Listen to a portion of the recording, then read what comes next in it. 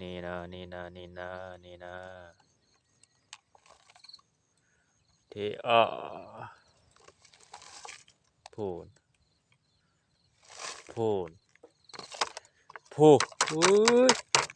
พอได้อยู่ได้กินพี่น้องเอ้ยนี่อืมผักอะไรนี่นะ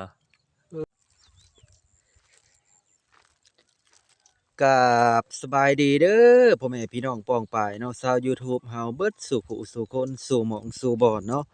ทางภายในหรือว่าทางต่างประเทศเนาะสบายดีเด้อเนาะมื้อนี้ก็มาพบมาพ้อกันกับช่องบ่าวบันอีกคือเก่าพี่น้องเอ๋ยเนาะมื้อนี้บ่าวบันก็สิมายามบางกุ้งพี่น้องเอ๋ยเมื่อวานนี่บ่าวบันก็มาใส่บางกุ้งไว้เนาะแล้วก็ตอนเช้าของมื้อนี้บ่าวบันก็สิมายามพี่น้องเอ๋ยเนาะก็มาพบมาพ้อกันในบรรยากาศช่วงเช้าๆพี่น้องเอ๋ยเวลาประมาณ7โมงเนาะก็บ่เช้าปานใดพี่น้องก็ถือว่า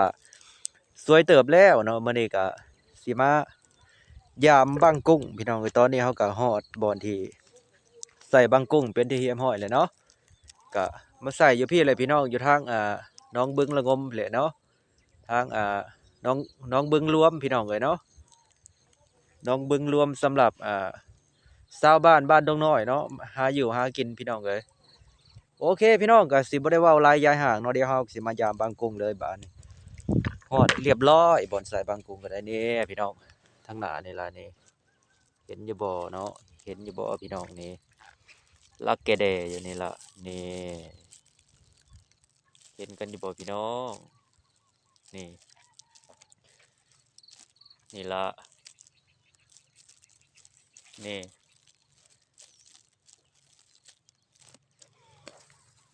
นี่เดี๋ยวเฮาสิมายามกันเลยบาดอืดบังแรกได้นี่พี่น้องเอ้ยโอ้ใบไม้ตันหูใบบัวตันหูมันพี่น้องเอ้ยนี่บังแรกกดจับกดจับ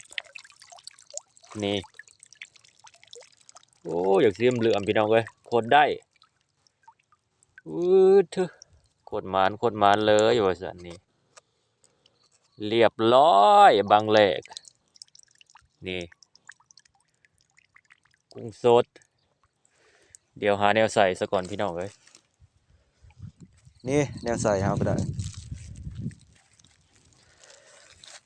ใส่กุใส่กุนี่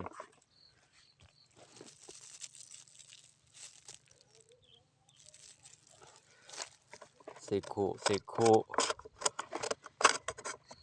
มือเดียวบ่อยากถนัดปานใดพี่น้องเอ้ยนี่นี่มือเดียวบ่ค่อยถนัดนี่เทอ่างเลยเอ้ยพอได้อยู่ได้กินพี่น้องบางแรกได้นี่ได้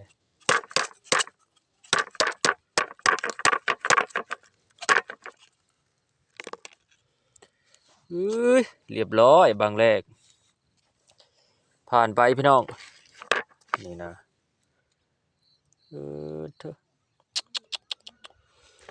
ไปเบิ่งบ้างต่อไปอีกว่านี่บางแรกผ่านไปมาเบิ่งบ้างต่อไปอีกพี่น้องเอ้ย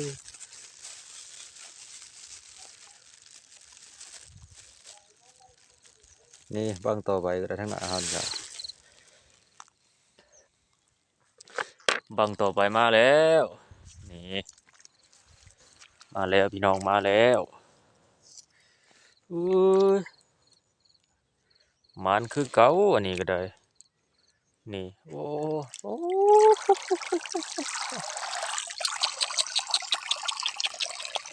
อืมโคตรได้นี่โอ้โคตรได้พี่น้องเลย นี่กุ้งใหม่กุ้งสดสดคักสดแน่พี่น้องเอ้ยสดแท้สดว่ามีทั้งกุ้งมีทั้งปลาซิวน้อยพอดีก้อยพี่น้องเอ้ยกุ้งนี่ก็พอดีก้อยนี่โคตรหมานเอาแนวใส่ซะก่อนพี่น้องนี่มาแล้ว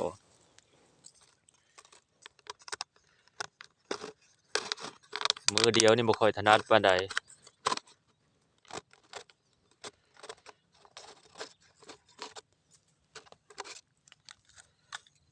นี่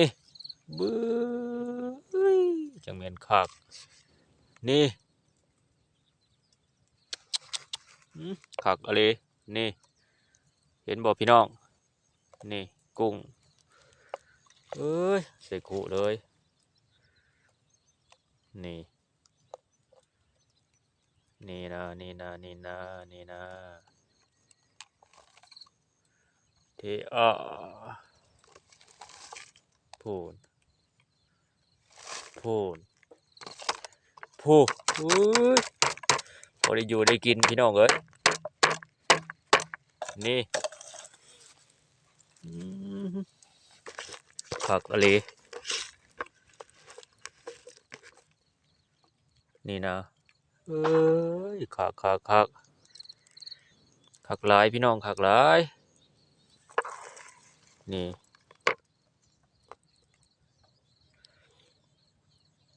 กุ้งใหม่ๆสดๆเต้นดองแดงอยู่พอได้กินพี่น้องเอ้ยสุดยอดนี่นะเถอะคักอะลีนี่โคตรได้พี่น้องเอ้ยโคตรได้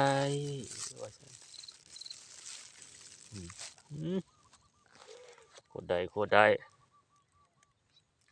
โอเคสำหรับคลิปนี้ก็มาฮอดนี่บ่าวบันก็สิได้ขอจบคลิปลงเพียงเท่านี้เนาะพี่น้องเนาะเอาไว้คลิปหน้าพ้อกันใหม่บ๊ายบาย